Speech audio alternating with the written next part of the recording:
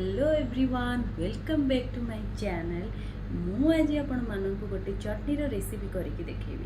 से चटनीटी आपण मानक केमती लागिला मते कमेंट निश्चय जणेबे। चलंतु स्टार्ट करिबा।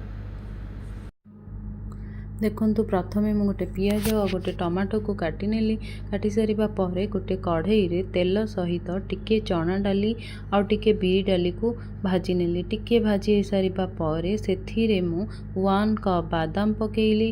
तापरे सेथिरे मु 3टी सुखिला लंका आउ 5 रु 6 कोला रसुण देकी भाजी नेली।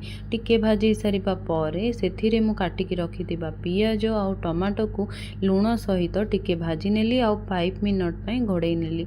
5 मिनट पर गैस रो फ्लेम ऑफ करिकी ठंडा हेबा को छाड़ी नेली। ठंडा हो सारिबा परे गोटे मिक्सचर को ट्रांसफर करी नेली। सेथिरे मु अध फाळ लेंबू half teaspoon black salt पकेकी मिक्स करी नेली। मिक्स हो सारिबा परे गोटे बाउल को ट्रांसफर करी नेली। तापरे सेथि पे मु छुंक प्रस्तुत करिली। छुंकरे मु तेल सहित सोरिष जीरा भृसंग पत्र सुखिला लंका दे छुंक करिली। छुंक हो सारिबा परे सेई छुंक को मु चटनी रे पकेइली। देखंतु एबे ही गला मोर चटनी रेडी। एई चटनीटी आपण माने डोसा किंबा इडली सहित खाइबे और मते निश्चय जणैबे एई चटनीटी आपण मानकु केमिति लागिला।